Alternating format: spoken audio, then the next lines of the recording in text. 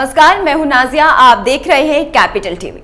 अफगानिस्तान में 20 साल बाद तालिबान शासन की वापसी हो रही है। कई देश अमेरिका के फैसले और आतंकवादी संगठन की आलोचना कर रहे हैं और प्रदर्शन कर रहे हैं। इसी बीच कुछ देश तालिबान के साथ खड़े नजर आ रहे हैं। इनमें पाकिस्तान, रूस, चीन और तुर्की जैसे देश शामिल हैं। ये देश काबुल में अपने दूतावास को चालू रखने की घोषणा कर चुके हैं, क्योंकि समूह ने दूतावासों की सुरक्षा की गारंटी दी है। इसी बीच तालिबान को लेकर रूस का बयान आया है। क्या है ये बयान, बता रहे हैं आपको इस रिपोर्ट में।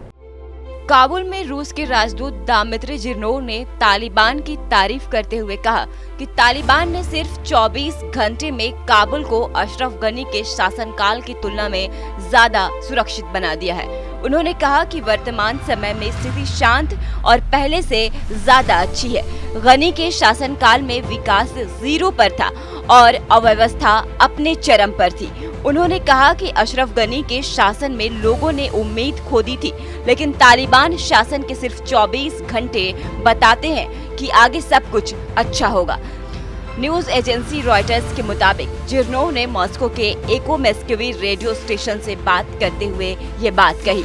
जिर्नोव के मुताबिक पहले निहत्थी तालिबान इकाइयां काबुल में घुसी थी और सरकार और अमेरिकी बलों को सरेंडर करने के लिए कहा था। जब उन्होंने पीछे हटने से इनकार कर दिया तो सशस्त्र इकाइयां काबुल में घुसी, जिसके बाद अशरफ गनी डरकर देश छोड़कर भाग गए।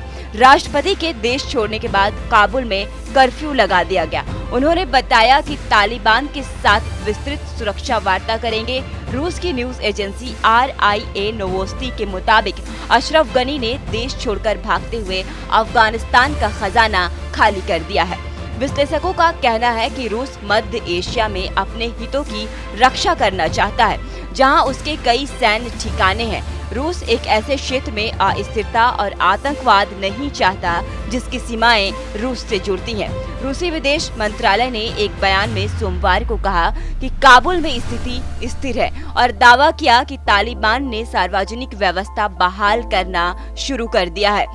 जिर्नोव का कहना है कि तालिबान ने रूस को आश्वासन दिया है कि उनके राजनयिकों के सिर से एक बाल भी नहीं गिरेगा।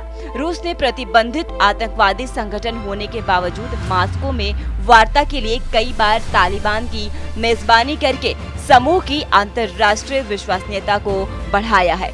जुलाई में रूस के विदेश मंत्री सर्गेई लावरोव ने तालिबान को एक बड़ी ताकत बताया था और वार्ता में बाधा के लिए अफगान सरकार को दोषी ठहराया था। रूस लगातार तालिबान का पक्ष ले रहा है, लेकिन दोनों की दोस्ती पुरानी नहीं है। ये वही रूस है जो 80 के दशक में अफगानिस्तान पर कब्जा कर अफगान मुजाहिदीन को कुचल रहा था। तब अमेरिका ने ही मुजाहिदीन की मदद की, जिसके बाद रूस को इस लड़ाई में हार कर देश छोड़कर भागना पड़ा। रूस अपने पीछे एक जर्जर युद्धग्रस्त देश छोड़ गया था।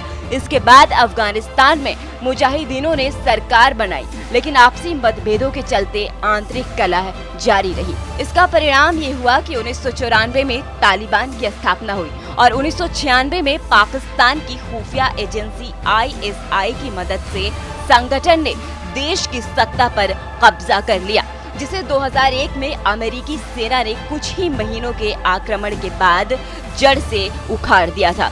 इसके बाद जो हुआ वो इतिहास है और अफगानिस्तान की वर्तमान स्थिति सभी के सामने है।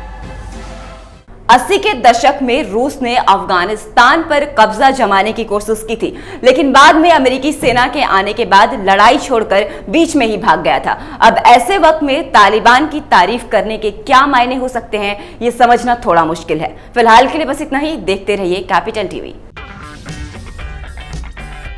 अगर आपको हमारा वीडियो पसंद आया हो तो इसे लाइक करें, हमारे चैनल को सब्सक्राइब करें और हाँ, बेल आइकन दबाना ना भूलें, ताकि आप तक हमारे वीडियो की नोटिफिकेशन पहुंचती रहे।